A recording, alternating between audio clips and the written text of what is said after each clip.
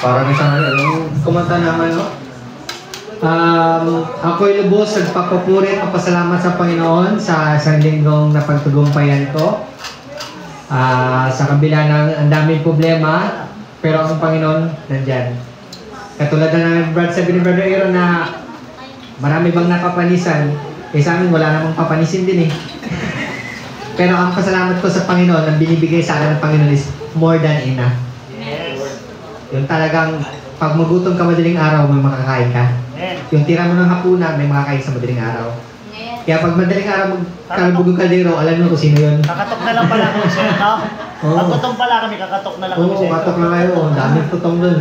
So ngayon po, ako po lang po sa papasalamat sa Panginoon dahil yung prayer meeting, mga kapatid, sa talaga umatin ng prayer meeting every Friday kasi yung answered prayer ko na makahanap ng ideal na bahay na gustong-gusto ko yung malaking kwarto, maraming kabinet, at saka sabi ng prayer ni Ate Di dati na yung kaya lang ng mean, kung kaya ko lang, yung hindi above sa yung parang mahirapan ka kasi ang blessing ng Panginoon is na mayroon kang peace at saka mayroon kang joy, hindi burden.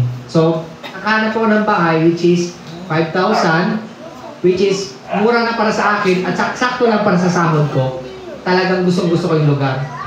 At ako'y lubos at pasalamat sa Panginoon dahil, yun nga, doon tayo lumalakas sa mga gawain dahil alam natin, pag may mga kapatid tayo na answer prayer, talagang, ang galing na Lord. Talagang, kung pursige ka mag-attend, pursige ka magre-request, hiling sa Panginoon, dahil alam mo, ang Diyos natin ay buhay at hindi natutulog. So yun po, purihin ko ang Panginoon sa bagay na yun. At sa verse naman po, yun nga, marami po akong kilalang mga mayayaman po na sobrang yaman na ganito po yung masabi, ganito yung expected dun sa mayaman na wala sa Panginoon na. Sabi ko, meron akong isang kaibigang lalaki dati, talagang mayaman siya kasi yung papa niya parang head ng casino sa buong Cebu. Pumupunta siya sa mall, sinasama niya ako minsan. Sabi niya sa akin, punta tayo dito sa isang lugar. May isang mall doon sa Ayala, Cebu na isang shop siya doon na talagang kung wala kang milyon, hindi ka papasok doon. So pumasok kami doon at mayroon siyang nakitang bag.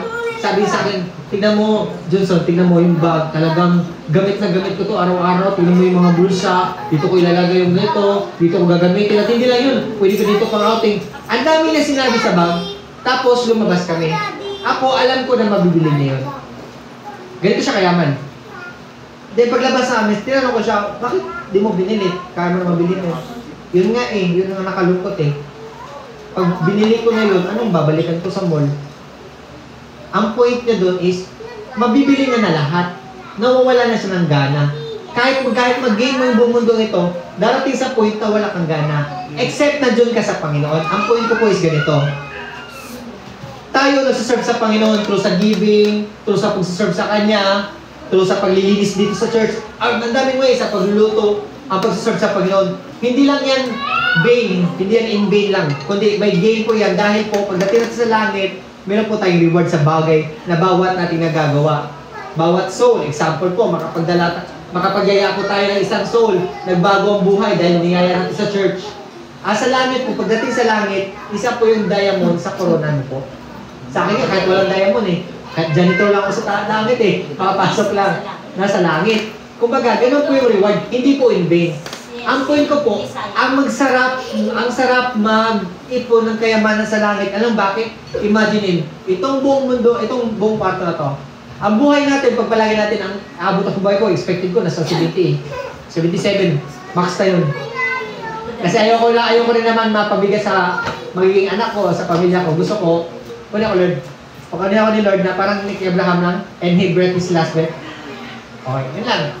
So, what's up nun? So, God willing. Imagine nyo, ang buhay mo sa edad na 80. Ang edad mo 80 is para lang dulo ng karayom. Tapos, ikumpara mo sa forever, yung karayom, isang tuldok lang dito, halos hindi mo maramdaman na may buhay ka sa mundo, di ba? Pero pag nag-keep ka ng treasure sa langit, talagang itong buong, isipin mo, ito yung forever. Nagigets nyo ba mga kapatid? Na ang buhay natin sa mundo ito is parang tuldok lamang ng karayom. kumpara sa hinaharap natin. So, kung ang goal natin, yung aim natin is sa langit, gumagawa tayo ng bagay na makalangit. Siyempre, hindi mawala yun sa mundo nito na gusto din natin umasenso. Kasi normal po yun sa Bible. Pinagpala talaga ng Panginoon na naglilingkod sa Kanya.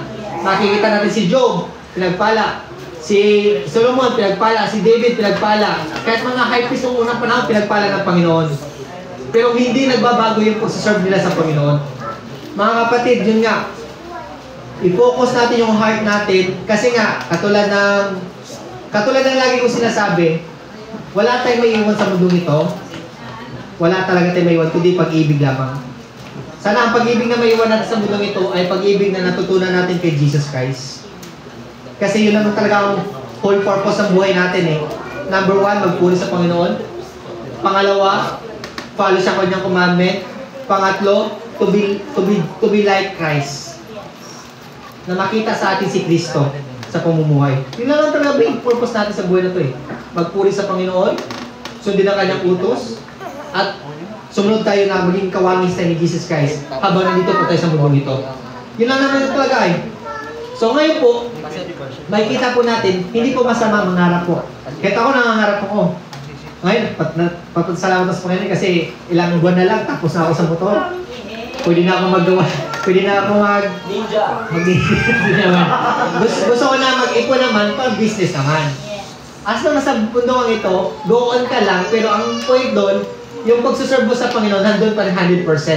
Pagod ka man, hindi mo man feel, kung may sakit ka, kung kaya mo maglakad, pumunta ka. Kahit ako, ang issue kasi, as long na kaya ko pa maglakad, pupunta ako. Nagtatrabaho ako. Lalo lang sa Panginoon. So, wala dapat makapagpigil natin sa pagsusunod sa Panginoon dahil ito po yung gagawin natin pagdating natin sa langit. Ito na po yung gagawin natin. Magpuri sa Kanya, magpasalamat sa Kanya, at sabi ng Revelation, meron doong isang puno, ang isang puno nagbubunga ng 24 different kinds of lutas, kaya lagi may salad sa langit. Kaya wala tayong gagawin, magpuri, kumain, magkwentuhan magkwentuhan, uy, kumusta? Kumunta. At gusto ko talagang kausapin pagdating sa langit, si Job. Isa na yun si Job. Ang dami ko gusto kausapin. Sabi, uy, Mateo, kumusta pa natin Sila na magkakwento sa'yo. Ito nangyari. Ang dami, kulang forever para matapos natin lahat ng mga pagkwentuhan natin, mga hinahangaan natin sa Bible. At hindi lang yun, mga hinahangaan natin dito sa church, at yung mga hinahangaan natin ng mga Kristiyano, natutong Kristiyano, na nagiging idea natin na nabibless tayo dahil sa buhay nila. So yun po, napakaganda din ang verse na to. Talaga isa itong reminder na focus na talaga tayo sa Panginoon. So yun po, dadako po tayo sa pangkalatang panalangin. Ito po ay isang privilege. Ito po ay isang way ng church na lalo tayong lalakas, lalago. At lagi sinasabi po natin dito, tayo po dito ay spiritual family. So every time po ako mag-pray, a-agree po kayo, kasi meron po dalawa o hindi pa, nandun ang Panginoon, at lalong-lalo na pag hinihingi natin yung kalooban niya, at sinasagot niya po yun. So, konti katimigan po, let us pray. O dakilang Diyos, makapangyarihan sa lahat, salamat po Ama sa umaga nito. Ikaw ang tunay na Diyos, ikaw ang Diyos na sasambahin namin dahil ikaw po ay buhay. Ikaw po ang Diyos na lagi nakakarinig sa aming panalangin. Salamat po Ama. Ngayon po Ama, lumalapit po kami upang magpasalamat sa itong taon na ito nagdaan Ama. Marami kami pagsubok, maraming problema, marami kami na pagdaanan na akala namin hindi namin kaya. Pero dahil sa pagpapala niyo po, O Diyos, andito kami ngayon para magpasalamat po sa inyo. Salamat po sa napakaraming proteksyon nyo. Salamat po sa maraming pagpapala nyo. Pagpapala niyo po sa amin lahat na dito. Pagpapala espiritual, pagpapala financial, pagpapala emotional na nandito buong pamilya namin. Meron kaming peace po. Meron kaming peace sa buhay at meron kaming peace sa pamilya namin na masalamat po. Ama, ngayon darating na bagong taon Ama, kayo patuloy na guminta sa amin. Guminta sa bawat pamilya na nandito, guminta sa church na to, guminta sa Mother Church, sa lahat ng church Ama na nag-serve sa inyo ng totohanan na mapagpalaan niyo po. Ama, kayo kung guminta sa buhay namin. Hindi po namin kaya harapin ang bukas kung wala kayo Ama. Naway patuloy niyo pong i-rain down yung pagpapala niyo po, Ama. Sa gabay ng Holy Spirit, Ama, makakaya po namin lahat ng pagsubok. Upang kami na po ay maging kawangis po, maging yung karakter namin maalay lamang po sa puso o maalay na po kay Jesus, Ama. Salamat po. Alam po namin, Ama, sa mga trials na dadaanan namin, ito po yung binibuild up po yung faith namin. Kumbaga, para po sa ginto, Ama, alam po namin, pinapainit po niyo po para lumabas po yung puro, yung totoo sa buhay at puso namin. At ito yung naway magbibigay kalungguran sa harapan niyo po, Ama. At naway sa amin pag-grow, Ama, sa amin pag-grow sa aming faith, naway makita po ito sa family namin, sa kaibigan namin, sa kapitbahay namin, na makita nila ang Diyos namin ay nagpagpala, ang Diyos namin ay buhay, ay ang Diyos namin ay nandyan lagi sa kabila na po aming napagdaanan. Salamat po, Ama. Ama, salamat po sa panahon na kami po nandito. Nandito kami, Ama, upang itaas ang aming kamay, isigaw ang pangalan mo, isigaw na salamat, Ama, dahil napagtugumpayan po namin ang 2024, Ama. Salamat po. At alam po namin, Ama, gayon din ang gagawin niyo po sa aming paggabay sa amin ngayon 2025. Nandun din po, Ama, yung pagpapala, yung protection niyo po, Ama. Cover us with your wings, O Lord, so that Satan cannot harm us in any way.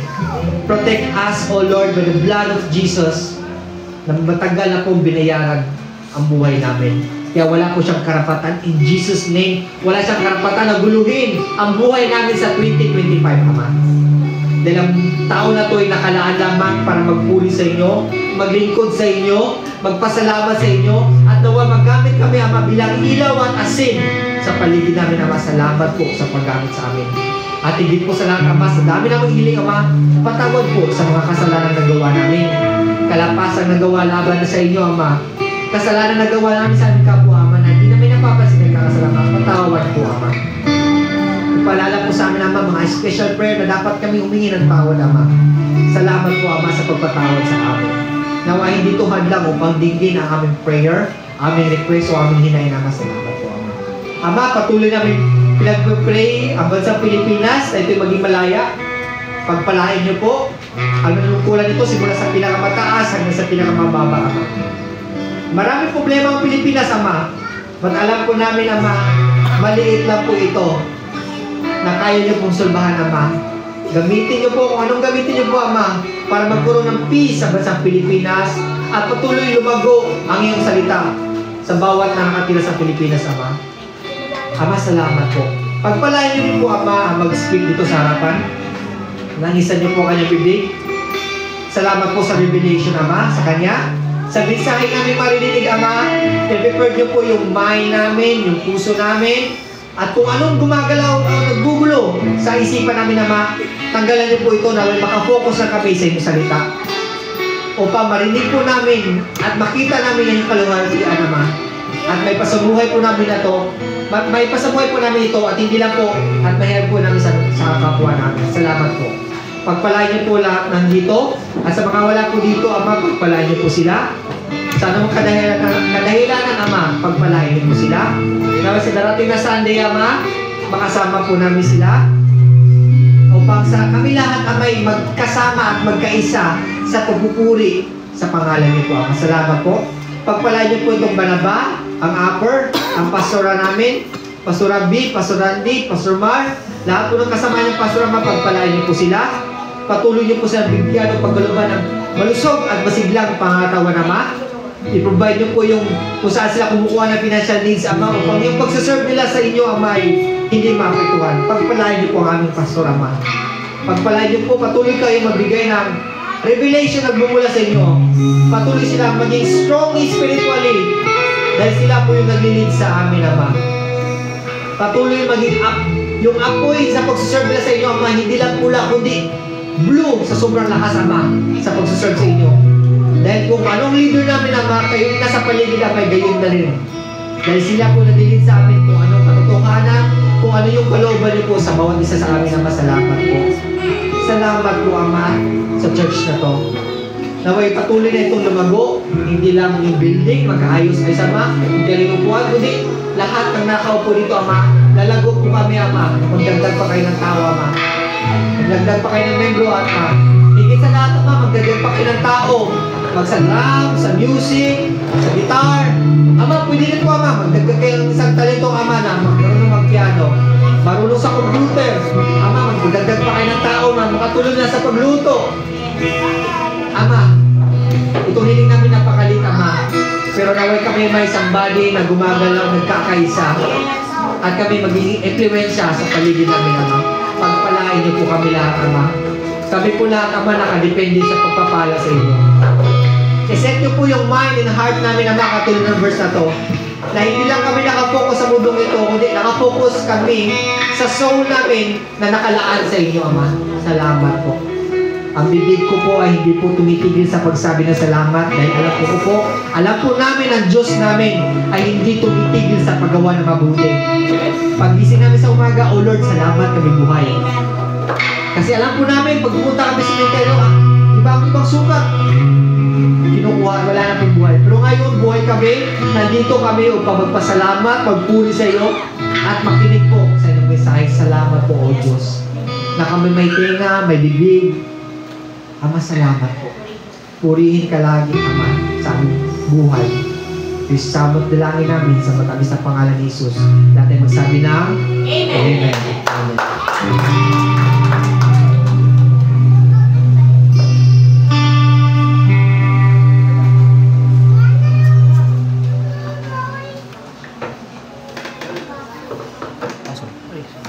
Praise God. Mapagpalang tanghali po sa ating lahat. Amen po ba? Amen. Palakpakan po natin muli ang ating Diyos na buhay.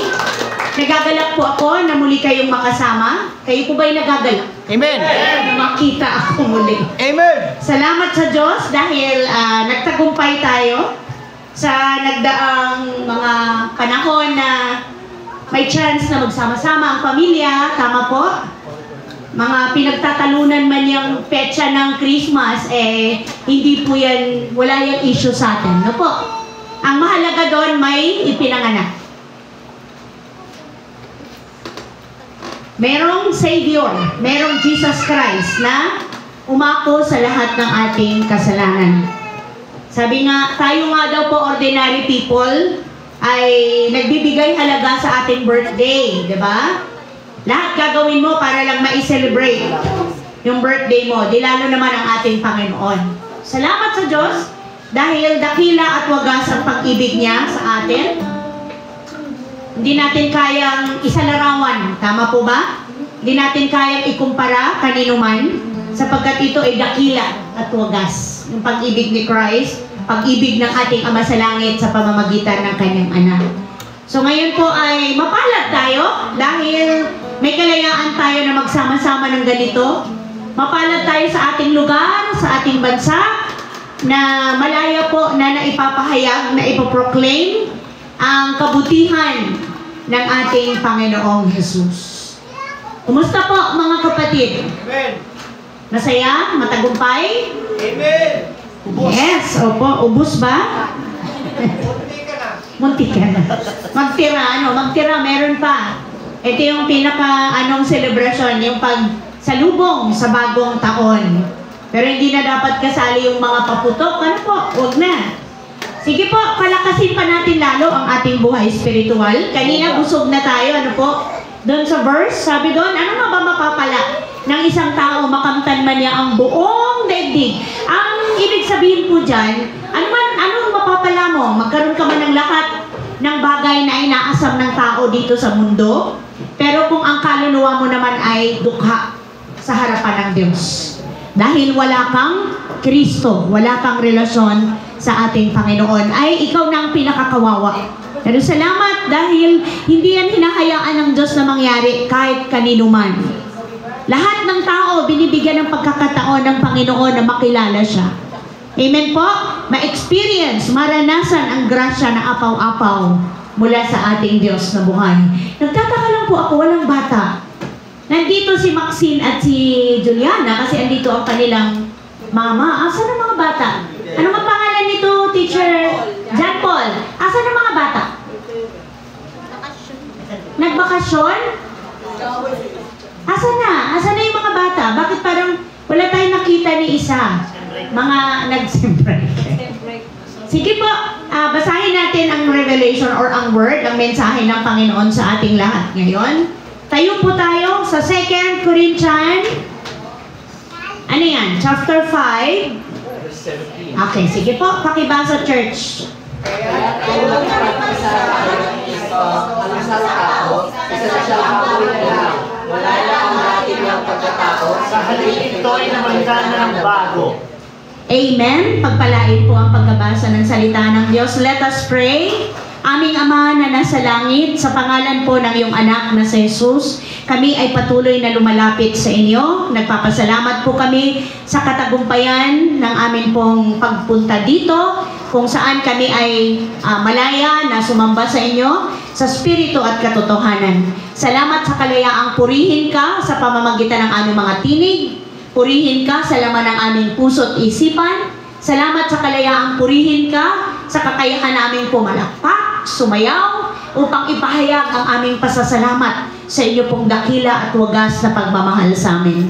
Salamat po na kami nagtagumpay sa bawat oras, araw na nagdadaan, lumilipas. Napapatunayan po ninyo sa amin ang katuparan ng inyong mga pangako ay patuloy nyo pong ipinaparanas. Amin pong naisa sa kabuhay ang katuparan ng inyong mga salita. Salamat sa pag-iingat, paggabay, salamat sa kagalingan, anumang sakit at karamdaman. Salamat po dahil inaabot mo kami sa lahat ng aming pangangailangan, lalo tigit ang kailangan ng aming kaluluwa. Pagpalain mo po, Diyos, itong aming dalangin, ang aming mga puso sa pagtanggap ng inyong mensahe, ng inyong salita, na magsilbi po itong kalakasan at katatagan ng aming relasyon sa inyo, ng aming pong pananampalataya. Na ito po ang maging daan upang kami patuloy na makapamuhay ayon sa inyong banal na kalooban.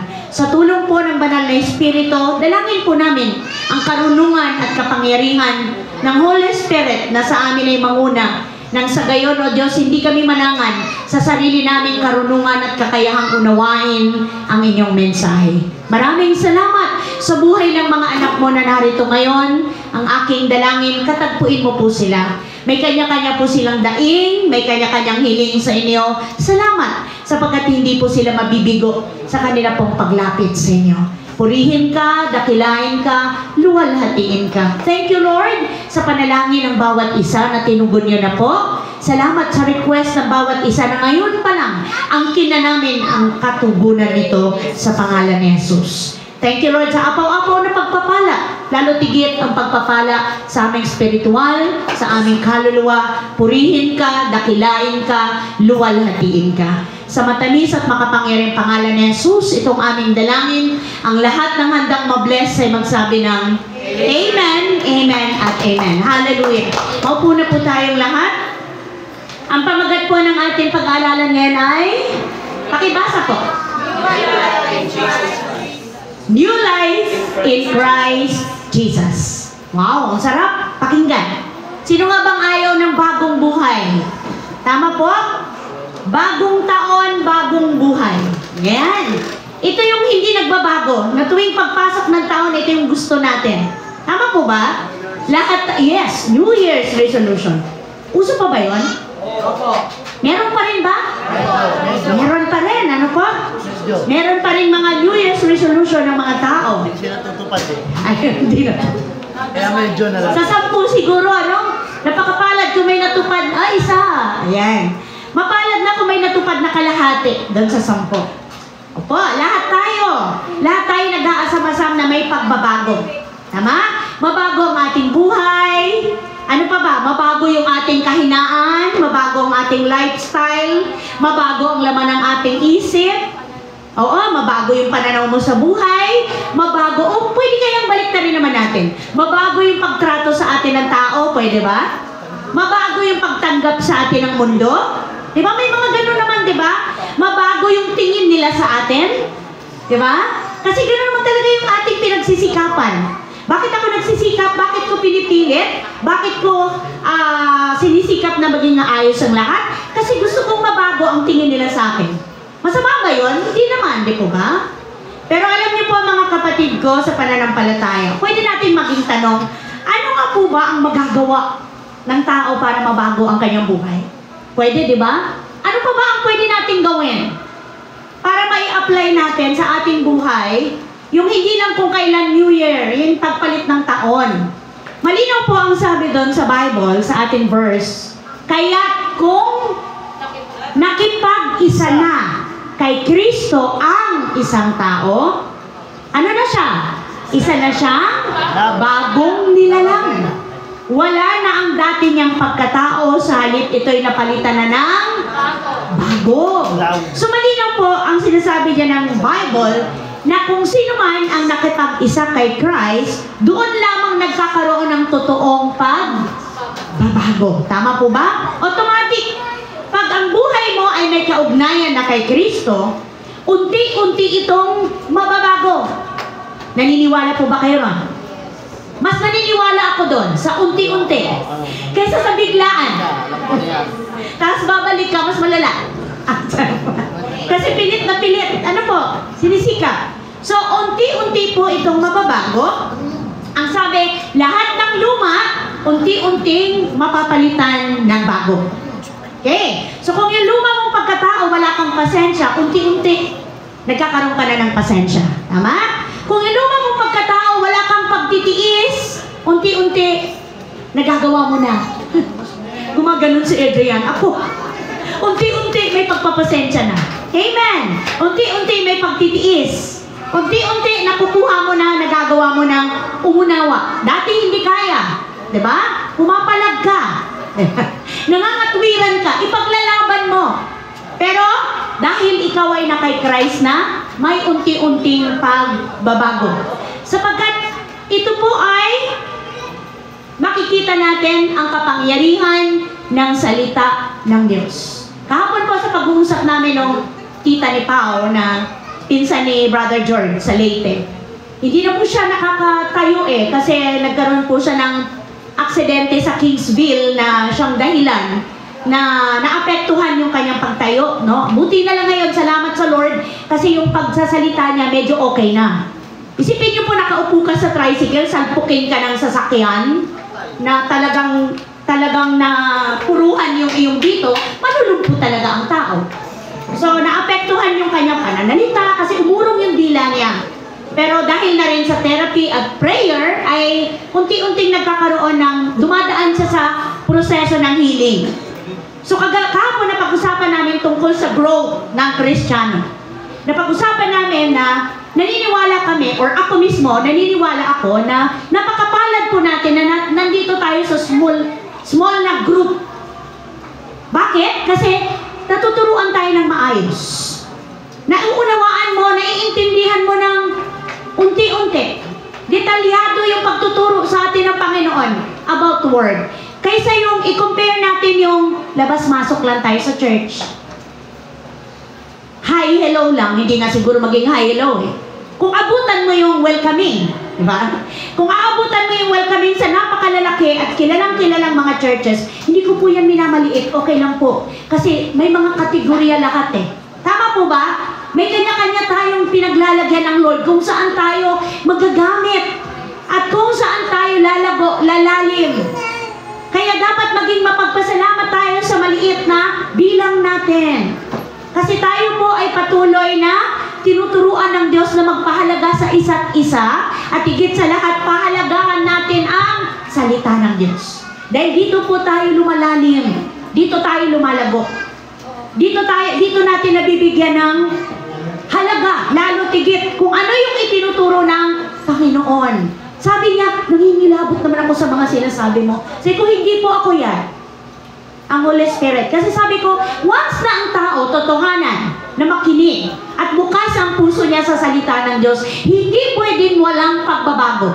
Amen po ba? Kaya kung may mga nagkiklaim, I am a born-again Christian. Pero sa tanang buhay niya, or sa tanang taon na nagdaan, walang nabago, medyo questionable po. Maaring hindi ganun katotoo ang kanyang pagtanggap sa Panginoon. Hello! Maaring hindi ganun ka 100% ang kanyang pag-surrender sa Diyos ng kanyang buhay. Meron pang itinatabi. Oy, Huwag na to, Lord. Huwag mo na tong kunin. Ito na nga lang eh. Alam niyo po, hindi ganon ang ating Panginoon. Ayaw niya ng installment. Paglalapit tayo sa Lord, lahat ibigay na natin. Dahil pagka ang Lord kumilos ng pagbabagong gagawin niya sa ating pagkatao, hindi installment. Amen po ba? Makapangyarihan ng Word, may magagawa ito sa buhay ni Numan kung totohanan lang ang ating pananampalataya sa Kanya. Marami kasing nagsasabi na, bakit gano'n ang tagal-tagal ko nang labas-masok sa church? Pero wala pang nababago sa akin. Wala akong nararamdaman. Wala akong nakikitang kakaiba. Kapatid, hindi ang Diyos ang may problema. Hello. Hindi ang Word ang may problema, kundi ikaw. Amen po? Ikaw. Kasi ikaw, binigyan tayo ng Lord ng kalayaang magpasya. Andun ang ating kalayaan kung tayo po ay totohanang nagsusurrender ng ating buhay sa ating Diyos na makapangyarihan sa lahat. Malinaw yung Word. Kung sino man, yung nakipag-isa. Ano ba sa ibig sabihin ng nakipag-isa? Di po ba sa mag-asawa, ang sabi doon sa Word, hindi na kayo dalawa kundi isa. Dahil kayo ay pinag-isa na ng ating makapangyarihang Diyos nung kayo po ay nagpabasbas, di ba, pag ikinasal.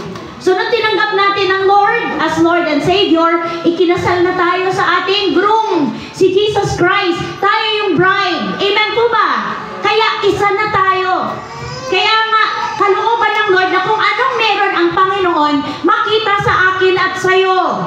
Bilang nag-declare or nag-claim o nagsasabi na ako ay, yung identity mo na ako ay Kristiyano na, ako ay mananampalataya na, ako ay may relasyon na sa Panginoon. So, hindi lamang po sa puso, kundi mula sa puso, hindi maikakaila, malalabas. May makikitang pagbabago. Amen po. Pero huwag natin pilitin. Kasi habang tayo po ay andun ang pagkasidi ng iyong puso na magpabago sa Panginoon, lalo ka namang idadaan sa mga pagsubok, lalo kang idadaan sa mga pagtetesting ng Lord sa buhay natin. Papahintulad niya. Pero ang masarap, kasama mo ang Panginoon. Kasama mo ang Lord, kaya kaya mo. Hindi po kung saan galing yung salitang yan. Hindi kung saan nanggaling yung katotohanan ng binago na ako, binago ka na. Kundi yan po ay, kagaya ng sinabi ko kanina, yan ay bisa ng makapangyarihang salita ng Diyos. Kaya sabi niya doon sa 2 Corinthians, meron ba? 2 Corinthians chapter 4 verse 6, sapagkat ang Diyos ang nag-utos na magkaroon ng liwanag sa gitna ng kadiliman, ay siya ring nagbigay liwanag sa aming isip, sabi ni Apostle Paul, upang makilala namin ang kaluwalhatian ng Diyos na nahayag sa mukha ni Kristo. So isipin niyo po, mula tayo sa kadiliman, hinango tayo ng Panginoon tungo sa kagilagilalas na liwanag. At sinuportahan po yan ni Apostle Peter sa second ba o first? 1 Peter chapter 2, verse 9 to 10. Siya ang tumawag sa inyo mula sa kadiliman patungo sa kanyang kahangahangang kaliwanagan. Ngunit kayo ay isang lahing pinili. Sipin niyo po, Sino kaya tinutukoy dyan? Ibang tao ba? Outsider ba? Salamat sa Lord dahil kabilang na tayo ngayon dyan sa sinabi. Dahil meron ka ng kaugnayan kay Christ. Ngunit kayo isang lahing pinili, mga maharlikang pare. Isang bansang hinirang, bayang pag-aari ng Diyos, pinili upang magpahayag ng mga kahangahangang ginawa niya. Siya ang tumawag sa inyo mula sa kadiliman patungo sa kanyang kahangahangang kaliwanagan. Sipin niyo na po tayo ay hinango ng Diyos mula sa kadiliman. Bakit madilim? Nagkikita naman natin maliwanag. Alam niyo po, literal, nakikita natin liwanag dito sa mundo, pero ito'y napakadilim dahil sa kasalanan. Di ba? Sipin niyo na lang lahat ng kasamaan nandito na sa mundo. Tama ba? Yung mga nakakagawa ng biglaang krimen, biglaang hindi magaganda, anong sinasabi? Nagdilim ang aking isip. Tama? Biglang, nadilim paningin. Nagdilim ang paningin, kaya mo siya nasaktan. Isipin nyo, bakit? Kasi talagang literal, totoo, na kadiliman ang meron sa mundong ito, dahil ang prinsipe ng mundong ito ay ang demonyo. Yes. At salamat at meron tayong Kristo. Meron tayong pakipag-isa kay Christ, kaya sa paghingi natin ng gabay, patnubay sa Ama, sa pangalan ng kanyang anak na si Jesus, hindi po tayo nabibigo. Amen po. Salamat sa ating makapangyarihang Diyos. Dahil dyan sa ating pakikipag-isa kay Jesus Christ, wala pong imposible. Lahat pwedeng mabago. Kahit gaano kahirap na, anong tawag doon? Nadja-judge ka na ng tao. Yung tao yan, wala talagang pag-asang mabago. Posible sa tingin at pananaw at anong tawag nito? Sukatan ng mundo o susukatan ng tao pwede. Pero sa power ng Word, sa power ng pangalan ni Jesus, meron pong pag-asang mabago ang sinuman. Amen po ba? Kahit gaano pa yan kasama, kahit gaano yan katalama, kahit gaano kahirap unawain, intindihin ang kanyang ugali, wala pong imposible. Dahil makapangyarihan ang salita at pangalan ng ating Panginoong Jesus. Say amen sa lahat ng naniniwala. Amen! Yes! Makapangyarihan po ang ating Panginoong Jesus. So dito po sa ating pong pag-aaralan, meron pong mga ilang bagay dyan na ano pong sabi dyan? Mga palatandaan. Ano pong sabi? Mga palatandaan na hayagang makikita sa taong na bago dahil sa pakipag-isa. Hindi na bago dahil naging girlfriend o boyfriend mo siya, ha? Hindi na bago dahil in love ka. Uy, ang daming nabago sa akin dahil in love ako. Eh, paano kung hindi ka na in love dun sa tao yun? Wala na. Balik na ulit sa masamang ugali. Balik na ulit sa pagiging suwail sa magulang. Balik na ulit sa mga bagay na makamundo. Hindi po yon ang tunay na pagbabago. Ang tunay na pagbabago ay hayagang makita sa atin, number one, anong sinasabi? Amen. Namumuhay tayo dapat ayon sa nais ng Holy Spirit. Bakit? Anong sabi ng Romans? Romans ba yan, kapatid? Chapter 8 verse? Kaya nga, wala nang kahatulang parusa sa mga tao nakipag-isa kay po. Sa pamamagitan ng kautusan ng Espiritong nagbibigay buhay, dahil sa pakikiisa natin kay Kristo Jesus, pinalaya na ako mula sa kautusan ng kasalanan at kamatayan. Ginawa ng Diyos na hindi kayang gawin ng kautusan dahil sa kahinaan ng tao. Isinugo niya ang kanyang sariling anak sa anyo ng taong makasalanan upang pawiin ang kasalanan. Sa gayon, hinatulan niya ang kasalanang umaalipin sa tao. 4. Ginawa ito ng Diyos upang ang itinakda ng kautusan ay matupad sa atin na namumuhay ayon sa Espiritu at hindi ayon sa hilig ng laman. Ang mga namumuhay ayon sa hilig ng laman ay walang pinapahalagahan kundi ang mga bagay na ukol sa laman. Ngunit ang mga namumuhay ayon sa Espiritu ay nagpapahalaga sa mga bagay na espiritual. Ang pagsunod sa hilig ng laman ay, ano po? Naghahatid sa kamatayan. Ngunit ang pagsunod sa Espiritu ay nagdudulot ng buhay at kapayapaan. Nakita niyo ang pagkaiba? Salamat sa Lord kasi kaya na natin. Kaya nating mamuhay ayon sa nais ng Holy Spirit. Kayang-kaya natin. Bakit? Dahil naninirahan sa atin ang banal na Espiritu. Totoo po ba yun? 1 Corinthians chapter 3 verse 16. Andyan po ba? Yes? Hindi ba ninyo alam na kayo ay templo ng Diyos at naninirahan sa inyo ang kanyang Espiritu?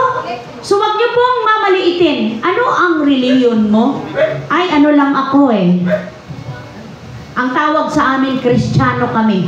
Sabi nung kausap mo, bakit ako hindi ba Kristiyano? Di ba? Ako ay meron ng personal na relasyon sa Panginoong Jesus. Ako ay ipinanganak na muli sa Spirit. Ang lalim, ano? Naku, pag hiningian tayo ng paliwanag, paano natin ipapaliwanag yung ating katayuan sa harapan nila? Ha? Tatawagin kita. wala, hindi naman sa lahat ng oras andito tayo. Salamat sa Lord dahil kaya nating mamuhay ng ayon sa patnubay ng Holy Spirit dahil tayo ang templo. Ano ba ibig sabihin ng templo? Anong meron sa templo? Doon siya naninirahan, doon siya nakatira, nanananahan sa'yo. Nung tinanggap mo si Christ as Lord and Savior, nandun na automatic, tinanggap mo ang Holy Spirit. Ito ang nagtuturo sa'yo paano ka manalangin. Tama po ba? Totoo yun. Sabi niya,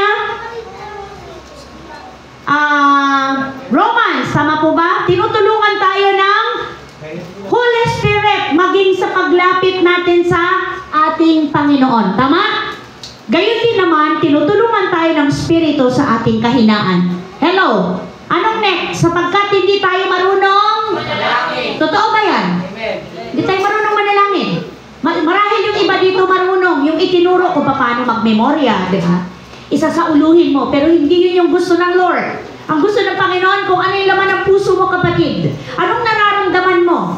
Anong sitwasyon mo? Sabihin mo ng direkta. Hindi mo kailangan ng kodigo. Tama po ba? Hindi mo kailangan na sauluhin o i-memorize. O anong sabi dito? Hindi kayo marunong manalangin nang nararapat. Kaya ang Espiritu ang namamagitan para sa atin. Siya ang dumaraing sa paraang hindi natin kayang sambitin. May next pa ba? At ang Diyos na siyang nakakasaliksik sa puso ng tao, ang siyang nakakaalam kung ano ang kalooban ng Espiritu, sapagkat ang Espiritu ang namamagitan para sa atin ayon sa kalooban ng Diyos. Kaya nga ba pag tayo nananalangin, meron na tayong Holy Spirit, magugulat ka, hindi mo naman yung plinano. Lahat yun nasasabi mo na. Hindi mo naman inisip yung tao, bigla na lang na nagpipray ka, na isama mo sa panalangin, nabanggit mo yung pangalan niya. Bakit kaya? Yun ay sa tulong udyok ng Holy Spirit. Wala ka namang alam sa sitwasyon niya, pero tuwirang ipinaalala sa'yo ng Holy Spirit. Kaya nga po, pag kayo ay naatasan, kayo ay nakaschedule, mag-share ng gospel, manalangin, bago kayo tumayo, hilingin ninyo ang gabay ng Holy Spirit. Banal na Espiritu, ipaalala mo sa akin ang mga salita ng Diyos na akma at kalooban mo na dapat kong sabihin. Amen po ba? Huwag manangan sa sarili mo. Dahil wala tayong magagawang anuman. Kahit gaano ka kadunong, kahit gaano ka kagaling. Walang epekto yon. Ang may epekto lang at merong saysay ay ang salitang sinasamahan ng kapangyarihan ng Holy Spirit. Amen po ba? Amen. Kaya minsan nagugulat ka na lang, bakit parang sa akin lagi nakatama yung salita ng Diyos? Ba't ako na lang ba mali? Magpasalamat ka. Kasi ibig sabihin nun, kumikilos ang Holy Spirit sa iyo. At hilingin mo, Lord, tulungan mo akong tanggapin lagi ang aking mali. Tanggapin lagi ang pagkukorek mo, Lord. Tanggapin lagi ang pagdidisiplina mo, Panginoon. Tanggapin lagi, Lord, kung anong sinasabi ng iyong banal na salita. Hindi yung ilag ka ng ilag. Hindi yung depensa ka ng depensa. Hindi ako yan. Mabait akong tao. Masunurin akong tao. Hindi ako yan. Wala akong inaagrabyadong tao. Wala akong nilalamangan. Although may ganun talaga, di po ba? Wala sa kanyang masamang tinapay. Pero pag nabasa mo ang word, hindi yan coincidence. Amen po ba? Hindi nagkataon. Bawat salita ng Diyos ay merong layunin. Merong purpose. Meron siyang nais. Ang sabi sa Isaiah, ang salita ng Diyos ay parang, patak ng ulan. Yung ulap muna, and then papatak ang ulan. Hindi ito papatak, hindi ito babalik sa langit na hindi niya nagagawa yung purpose bakit siya pumatak. Amen po ba? Yun yung word. Pag nabasa mo, hindi yan nandyan para hindi magawa ang kanyang kalooban. Kadalasan lang ang tao dumidepensa. Kadalasan ang tao lumalaban. Hello mga kapatid ko sa pananampalataya. Kadalasan, nature ng tao ang hindi umaamin ng mali. Tama po ba? Nature natin yon. Pero salamat. Dahil sa tulong ng Panginoon, tayo po ay natuturuan. Mamaya na po tayo kumain ha, malapit na. Sisimula na po ako. Lapit na. Konting tiis. Next verse, ang sabi niya po dyan sa Galatia, chapter 5, verse 16 to 23, sinasabi ko sa inyo, mamuhay kayo ayon sa Espiritu at hindi niyo pagbibigyan ang pagnanasa ng laman. Sapagkat ang mga pagnanasa ng laman ay laban sa kagustuhan ng Spirit. Yan.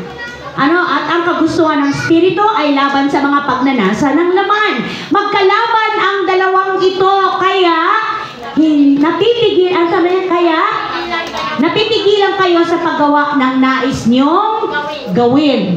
Kung pinapatnubayan kayo ng Espiritu, wala na kayo sa ilalim ng kautusan. Hindi maikakaila ang mga gawa ng laman. Ano sabi dyan? Pakikiapid, kahalayan, kalaswaan, pagsamba sa Diyos-Diyosan, pangkukulang, pagkapuot, pag-aaway-away, pagseselos, yung mga selosa ha, pagkagalit-galit at kasakiman, pagkampi-kampi, pagkabahagi-bahagi, pagkainggit, isang uri pala ito ng pagpatay pag nainggit ka. Ano yung next? Walang habas na pagsasaya at ibabang katulad nito. Muli ko kayong binabalaan. Ang gumagawa ng mga ito ay hindi magkakaroon ng bahagi sa kaharian ng Diyos. Malinaw po ba mga kapatid ko? Subalit, ito, meron pa. Ang bunga ng Spirit ay ano? Ibig.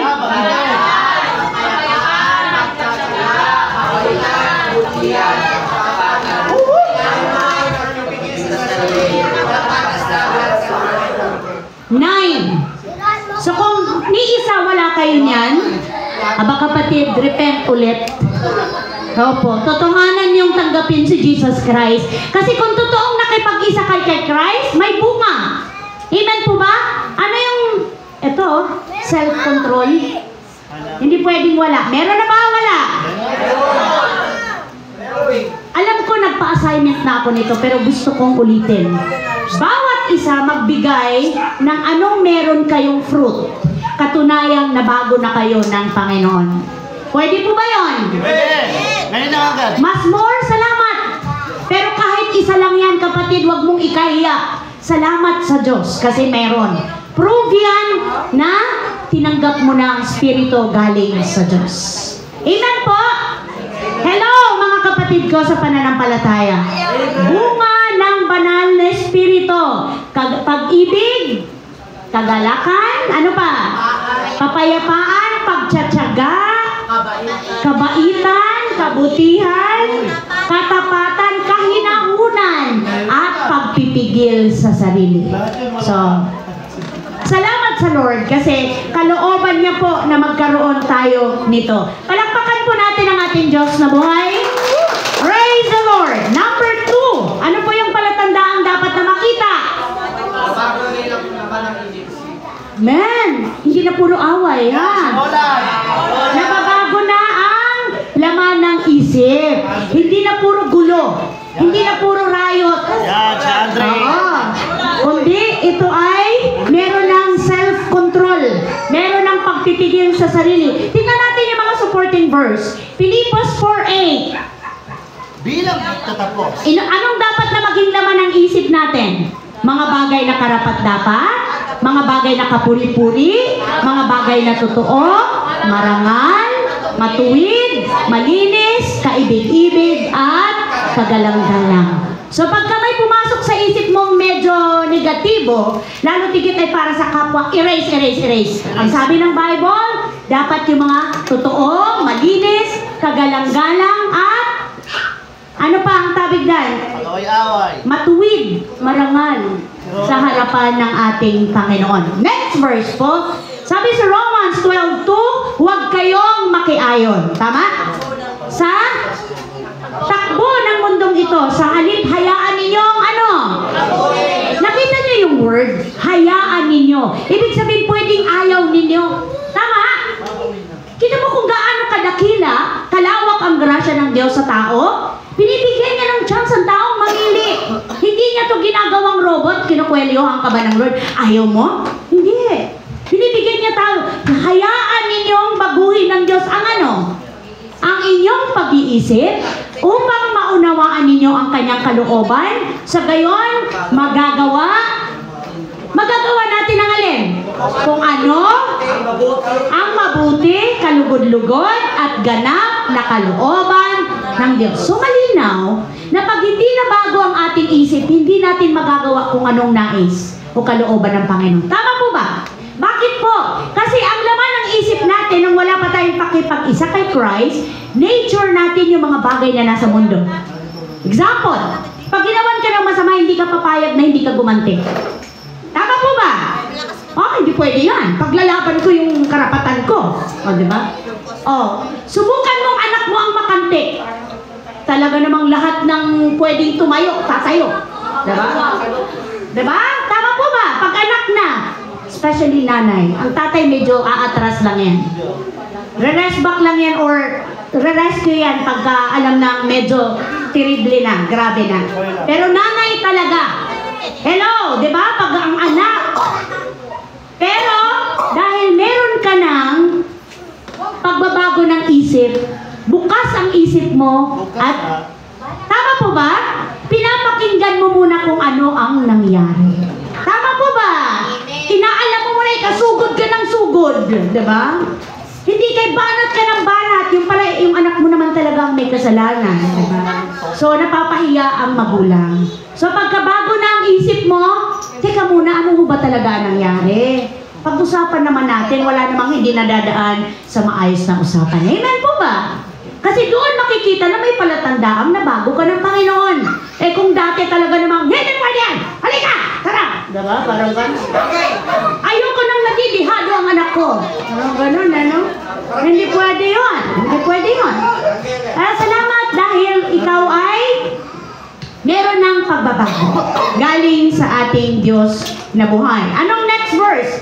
Ephesians chapter 4. Sa pangalan ng Panginoon, hello, church, anong sabi? Binabalaan ko kayo. Huwag na kayong mamuhay tulad ng mga hindi. Glory to God. Walang kabuluhan ang kanilang iniisip. Anong next? At wala silang pang-unawa dahil sa kanilang kamangmangan at katigasan ng ulo. Wala silang bahagi sa buhay na kaloob ng Diyos. Sila'y naging alipin ng kahalayan at wala silang kahihiyan. Wala na silang inatupag kundi pawang kalaswaan. Hindi ganyan ang natutunan ninyo tungkol kay Kristo. Napakinggan na ninyo ang aral ni Jesus at natutunan na ninyo ang katotohanan ng nasa Kanya. Iwan na ninyo ang dating pamumuhay. Ano yung next? Hubarin na ninyo ang inyong dating pagkatao. Ano? Na nasisira dahil sa masamang pagnanasa. Ano yung next? Magbago na kayo ng diwa at pag-iisip. Ang dapat ninyong isuot ay ang bagong pagkatao na nilikhang kalarawan ng Diyos na nahayag sa matuwid at banal na pamumuhay ayon sa katotohanan. Malinaw ba ang word, mga kapatid?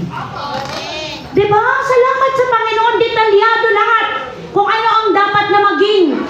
Ano yung mga dapat na makita sa akin at sa iyo na patunay na ikaw nga ay may pagbabago na dahil sa pagkikipag-isa mo sa iyong Panginoong Jesus. At last po, number 3. Totoo po ba yun? Pag ikaw ay may kaugnayan na, nakipag-isa na kay Christ, nababago na yung iyong perspective of life. Patawag doon? Pananaw sa buhay. So, prinsipyo. Hindi ka base lang sa mga kanuntunan ng mundo. Hindi ka na pururan. Ang lagi mo nang isinasama ang Panginoon sa iyong mga desisyon, mga plano. Laging nandun na ang kung luluubin ng Diyos. Tama po ba?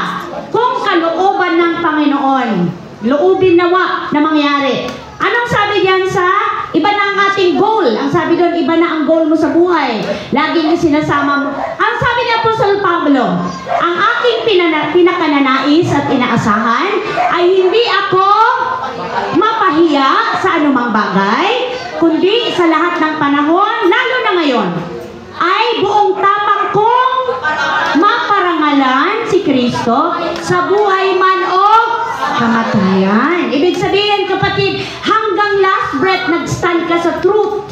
Nag-stand ka sa faith. Amen po ba? Hindi ka basta-basta natitinag kahit ano pa mang pagdaanan sa buhay. Ano yung next verse? Philippians pa rin?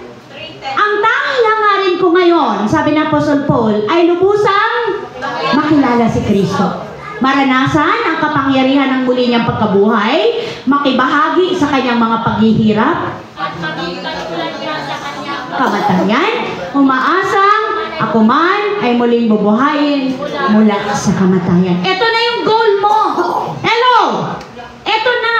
Yung nais mo lagi na ang Lord ang mabigyan ng kapurihan, na maranasan yung power ng kanyang muling pagkabuhay. Kasi lagi natin kiniklaim yan sa mga latay ni Jesus. Diba? Sa kanyang mga sugat, magaling na ako. Sa pangalan ni Jesus, lahat ng uri ng kaguluhan, di ba? Lagi natin ginagamit yan eh. Pinoproclaim lagi natin yan. Dahil kalooban ng Diyos, kapatid, na maranasan mo rin ang kapangyarihan na kanyang ginawa sa krus ng Kalbaryo. Amen po ba? So, ang sino man na nakay Kristo ay siyang bago ng nilalang. Yung dating mga bagay ay wala na, kaya ngayon ay pawang mga bago na. Kaya pagka bumabalik yung nature mo, ang sabi ng mundo, nagmumulto. Multo. Nagmumulto yung dati mong pagkatao. Sabihin mo, ako'y binago na. Bago na ako dahil ako'y nakipag-isa na kay Kristo. So sa ating pagtatapos, meron ba dyan? Pakibasa po. Church, please. Kapatid, ang tunay na pagbabago ay wala sa pagpapalit ng taon o bagong taon, kundi na kay Kristo. Kung ikaw at ako ay tunay na nag-isa kay Jesus, may pagbabago. Amen.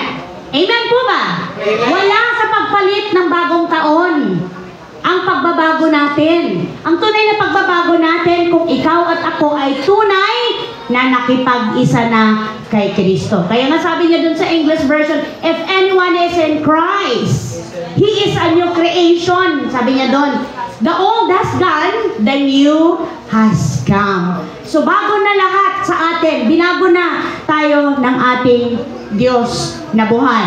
Bilang hamon po sa ating lahat, anong sabi dyan? Sinabi niya ang bagong pagkatao na patuloy na pagkatao ng ating kinahawa ng Diyos. Makilala. Nakita niyo yung word, isinuot. Hindi niya sinabing isuot. Isinuot. Ibig sabihin, nangyari na. Tama po ba? Andyan na sa'yo. Andyan na sa'yo. Sabihin mo sa iyong katabi, nasa'yo na. Ang Holy Spirit na magbabago sa'yo. Amen. Totoo po yun.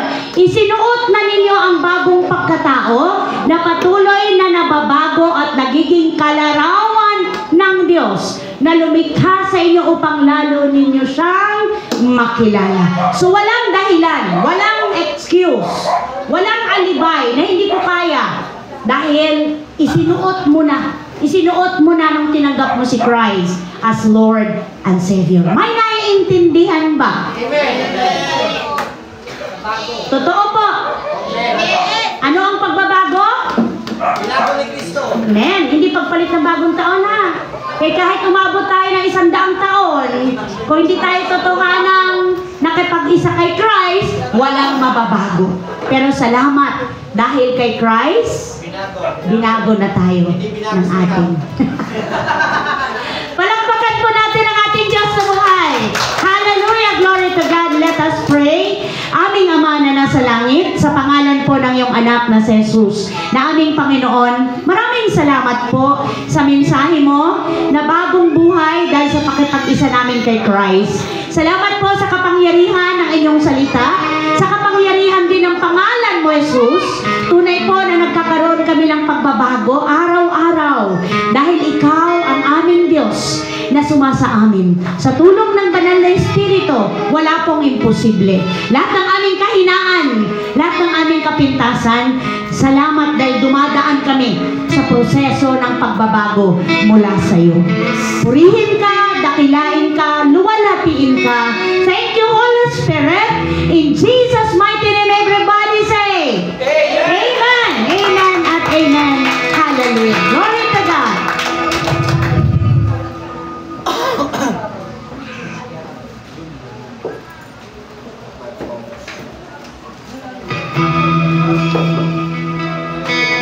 Ayun mga kapatid, dadako naman po tayo sa pagbibigay sa 2 Corinthians verse 8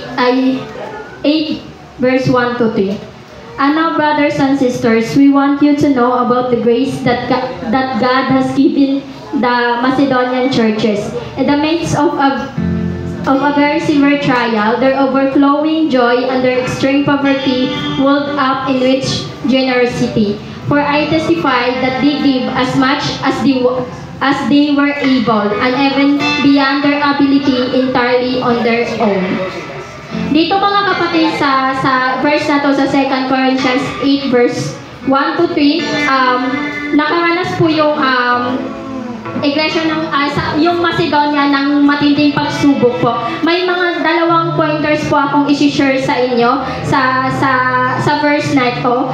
Yung number 1 po is yung generosity is an evidence of the grace of God that we have received as believers. Tunay nga, kaya tayong malayang nakakabigay, kaya tayong malayang nakakabigay sa ating mga kapatid or maging sa bahay panambahan dahil natanggap na natin yung biyaya ng Panginoon na binigay sa atin. Yung pangalawa naman po na pointers po dito sa ating verse, sa 2 Corinthians 8 verse 1 to 3, yung makikita naman natin dito, yung generosity nila despite of hardship is a demonstration of true wealth. Yung totoong kayamanan sa kabila ng mga pinagdaanan nila, sa kabila ng mga hamon nila sa iglesia nila, hindi ito naging hadlang. Hindi naging hadlang yung pagsubok na kanilang pinagdaanan upang hindi makibahagi or hindi anong tawag dito?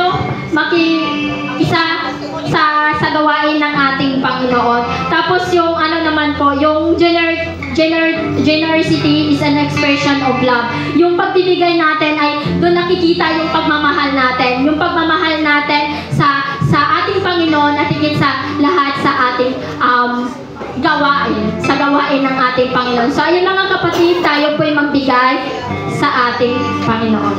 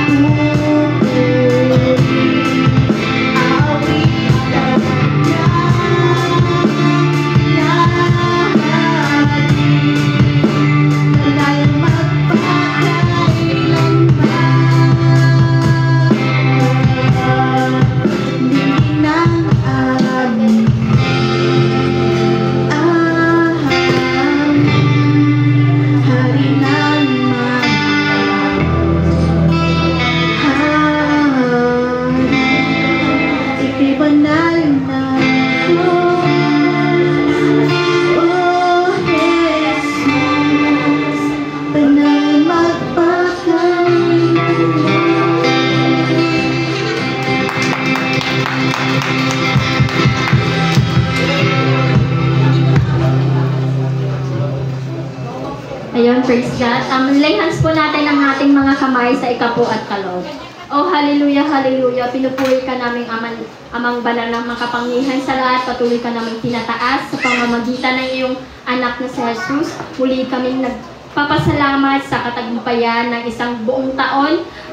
Higit sa lahat sa patuloy na pagsama sa kabutihan mo, sa kadakilaan mo, sa buhay namin, at higit sa patuloy na pagtugon sa aming mga pangangailangan. Higit pa, O Lord God. Maraming salamat po sa inyong mga anak na patuloy ang pagtitiwala sa inyo, Panginoon po. Dahil kahit kailan, Lord God, hindi kami mabibigo pag kami ay umaasa sa inyo, Lord God. At i-bless mo po itong ikapo at kaloob na ito upang mas lalo pang magamit sa ikakalago ng iyong ministeryo at ganoon din po sa mga anak mo, Panginoon, na sa kanilang business, source of income, Lord God, sa trabaho, negosyo, O Lord God, maging sa pag-aaral, Panginoon ko, ay ikaw na po ang mag-bless at ikaw po ang magbalik sa kanila ng sigsig at umaapaw na biyaya. Maraming salamat po, Lord God. Ikaw ang aming tinataas at tinatanghal sa aming buhay. In Jesus' name we pray. Amen.